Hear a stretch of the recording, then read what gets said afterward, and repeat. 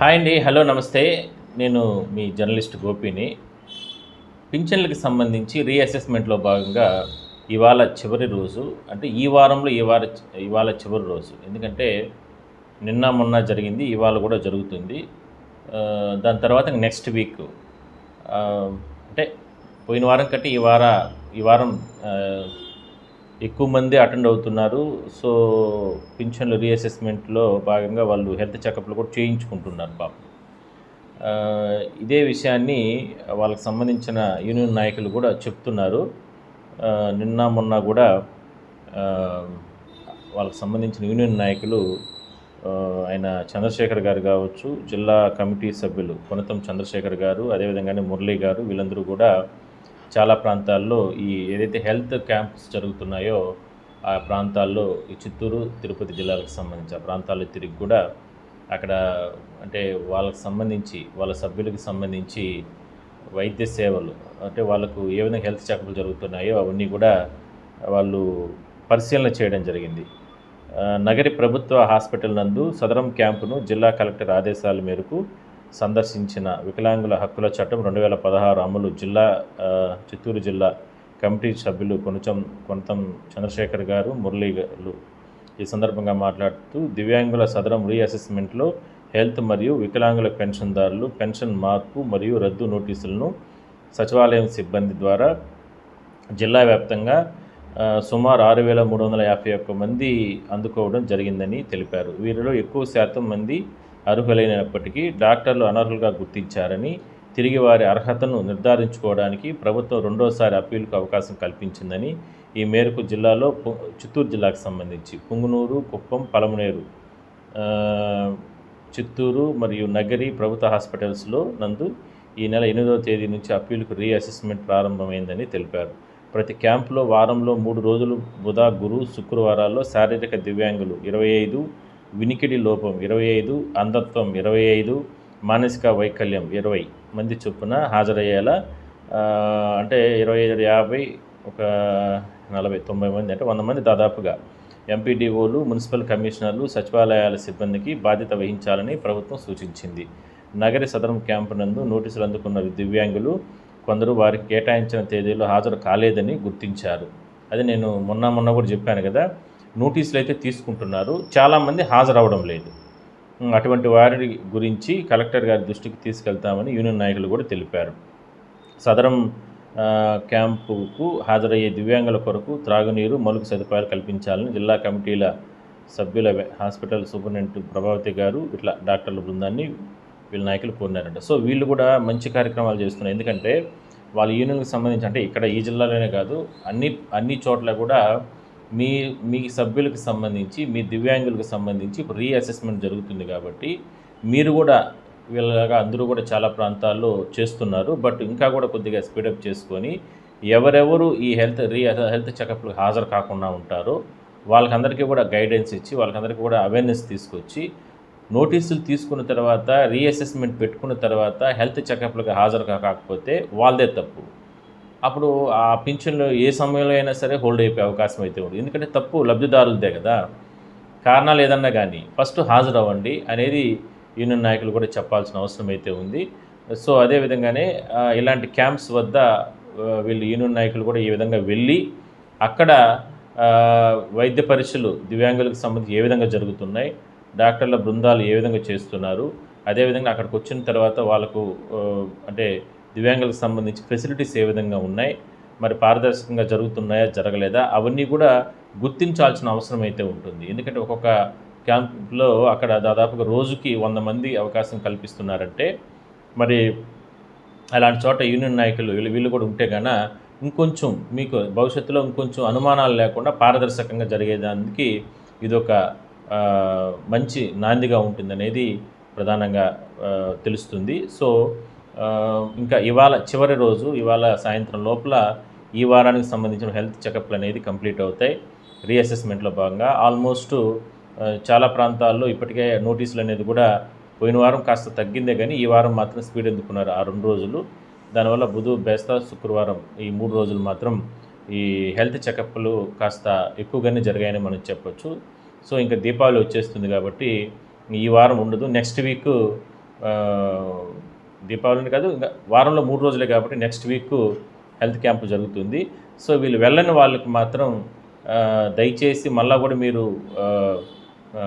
వెళ్ళి సచివాలయం సిబ్బంది లేదా ఎంపీడీఓ ఆఫీసుల కాడ వెళ్ళి కలిసి ఈ మరో డేట్కు ఖచ్చితంగా మీరు హాజరయ్యేందుకు ప్లాన్ చేసుకొని హెల్త్ చెకప్లకి అయితే రీఅసెస్మెంట్లో భాగంగా మీరు చేయించుకోండి. చేయించుకుంటేనే మీ పింఛన్లకు సంబంధించి పారదర్శకత అనేది తెలుస్తుంది. సో నిన్న మొన్న మళ్ళా నాకు కొంతమంది కొన్ని అంటే వైజాగ్ నుంచి ఇట్లా చాలామంది కూడా కొన్ని చోట్ల నుంచి కామెంట్స్ పెట్టారు. సార్ ఇంకా మాకు నోటీసులు రాలేదు అని. ఇక్కడ కొన్ని విషయాలు తెలుస్తుంది ఏరా అంటే ఎంపీడీఓ ఆఫీసుల కానుంచి కావచ్చు, లేదంటే సచివాలయం స్టాఫ్కి అప్పిచ్చారు కదా, మరి సచివాలయాల సిబ్బంది వాళ్ళెవరూ కూడా మీ ఇళ్ళకి తీసుకొచ్చి ఇవ్వడం లేదు, ఇవ్వరు కూడా. కొన్ని చోట్ల మానవతా దృక్పథంతో వాళ్ళు కొన్ని ఇచ్చేస్తున్నారు కొన్ని ప్రాంతాల్లో. పాపం ఎందుకు వాళ్ళు రీఅసెస్మెంట్లో భాగంగా వాళ్ళకు మనం ఈ విషయంలో సహాయం చేయాలి కదా అని. అంటే వాళ్ళ ఆలోచన మేమేమి వాలంటీర్లు కాదు ఇళ్ళకి వచ్చి తిరిగి ఇచ్చేదానికి. నోటీసులు మేము ఇక్కడ లాగిన్స్కి వచ్చాయి, మీరు వస్తే మేము ప్రింట్ తీసి మీకు ఇస్తాము, దాని తర్వాత మీరు ఆ నోటీసుల ప్రకారం మీరు హెల్త్ క్యాంప్స్కి వెళ్ళి అక్కడ పోయి చెకప్ చేసుకోండి అని. కానీ ఉన్నతాధికారులు కూడా ఏం చెప్పారు, వాళ్ళకి సచివాలయాల స్టాఫ్కి మీరు ఖచ్చితంగా నోటీస్ సర్వ్ చేయండి అని చెప్పారు. కానీ అలా గ్రౌండ్ లెవెల్లో కొన్ని చోట్ల జరగడం లేదనేటువంటి ఆరోపణలు మాత్రం ఉన్నాయి. కాబట్టి దయచేసి ఇది పింఛన్ల విషయం కాబట్టి సచివాలయాల స్టాఫ్ కూడా మీరు పెద్ద మనసుతో పాపం వాళ్ళకందరికీ కూడా ఫోన్ ద్వారా చెప్పి వాళ్ళని పిలిపించుకొని వాళ్ళకి ఇవ్వడమా, లేదంటే మీకు మహా అంటే ఒక సచివాలయం స్టాఫు అక్కడ సచివాలయం కార్యాలయాలకి చుట్టుపక్కల ఏదో కొన్ని వందల కిలోమీటర్లు ఏమి ఉండదు వాళ్ళకు ఉన్నటువంటి పరిధి. మహా అంటే ఒక 2-3 కిలోమీటర్ల పరిధే ఉంటుంది. ఈ దివ్యాంగులకు సంబంధించి మానవతా దృక్పథంతో మీరే నోటీసులు తీసుకొని ఆ ప్రాంతానికి వెళ్ళి వాళ్ళకు ఒక ఊర్లో మహా అంటే ఒక 3-4 ఉంటారు, లేదంటే ఒక 10 మంది లోపల కూడా ఉండరు. అలాంటి వాళ్ళకందరికీ కూడా ఇచ్చేస్తే కన్నా వాళ్ళకు ఇంకా మీకు మీరు మేలు చేసిన వాళ్ళు అవుతారు. ఇప్పటికే వాళ్ళు తీవ్ర ఆందోళనతో ఉన్నారు, పింఛన్లు వస్తాయా రావా అని. అలాంటి తరుణంలో వాళ్ళకి ఇలాంటి సహాయం ఎంతో మెరుగ్గా ఉంటుంది. సో ఆ రకంగా చేయండి. ఇంకా లబ్ధిదారులు కూడా ఎవరైతే దివ్యాంగులు ఉంటారో వీళ్ళు దయచేసి మీరు హెల్త్ పింఛన్లు కానీ మామూలు దివ్యాంగుల పింఛన్లు 6,000 రూపాయల పింఛన్లు ఇవన్నీ కూడా మీరు దయచేసి నోటీసుల విషయంలో మాత్రం పదే మీకు సంబంధించిన కార్యాలయాలకు వెళ్ళి అక్కడ కనపడి ఖచ్చితంగా మీ నోటీసులు తీసుకోండి. మనకు నోటీసులు రాలేదు కదా, మనకు ఫోన్లు రావడం లేదు కదా అనేది చెప్పేస్తారు. ఎందుకంటే కొన్ని చోట్ల వీళ్ళు చేస్తున్నారు కానీ మరి కొన్ని చోట్ల మాత్రం నా దృష్టికి కూడా కొన్ని వచ్చింది ఎవరా అంటే నోటీసులు ఇవ్వకనే ఆ ఊర్లోకి వెళ్ళి సార్లు వాళ్ళు లాక్ చేస్తున్నారు, లేదంటే ఫోన్ అవైలబిలిటీలో లేదు, 2-3 సార్లు పోయించినాము అని చెప్పి కొంతమంది స్టాఫ్ చెప్పేస్తున్నారు అనేటువంటి సమాచారం అయితే ఉంది. తప్పించుకోవడానికి అంటే వాళ్ళకి నోటీసులు ఇవ్వకుండా. దయచేసి ఎవరు అట్లా చేయబాకండి. ఈ విషయంలో జెన్యూన్‌గా పాపం వాళ్ళకి నోటీసులు ఇవ్వండి. వాళ్ళు పుట్టెడు దుఃఖంలో ఉన్నారు, పింఛన్లు వస్తాయా రావా, ఉంటాయా ఉండవా అని ఆందోళనలో వాళ్ళు ఉన్నారు కాబట్టి వాళ్ళందరికీ కూడా నోటీసులు ఇవ్వండి. నోటీసులు తీసుకొని వాళ్ళు వెళ్ళకపోతే వాళ్ళదే పొరపాటు అవుతుంది. దానికి సంబంధించి కూడా మీరు 1-2 సార్లు చూసి దానిపైన కూడా మీరు ఎక్స్‌ప్లనేషన్ తీసుకుంటే రేపొద్దున సచివాలయాలకు సంబంధించిన సిబ్బందికి కూడా ఆ స్టాఫ్కి కూడా మీకు మాట ఉండదు. ఎందుకంటే నోటీస్ ఇచ్చిన తర్వాత రీఅసెస్మెంట్లు పెట్టుకున్నారు, మళ్ళీ నోటీసులు ఇచ్చాము, మళ్ళీ మీరు ఎందుకు హెల్త్ చెకప్‌లకు హాజరు కాలేదు, కారణం ఏంటి? ఒక లెటర్ మీద మీరు వాళ్ళ దగ్గర రాసుకొని సైన్ చేయించుకున్నా కూడా మీరు ఉన్నతాధికారులకు ఈ రకంగా సమాచారం అంటే మీరు చేస్తున్న గుడ్ సర్వీస్ అనేది ప్రభుత్వ సిబ్బందిగా ప్రభుత్వ సంబంధించిన వ్యవస్థలో పనిచేస్తున్నారు కాబట్టి ఆ సర్వీస్ కూడా మీరు కరెక్ట్గా చేశారు. నోటీసులు ఇవ్వడమే కాదు వాళ్ళకి అవేర్నెస్ తీసుకొచ్చాం. బట్ వాళ్ళు హెల్త్ చెకప్‌కి హాజరు కాలేదు కొంతమంది.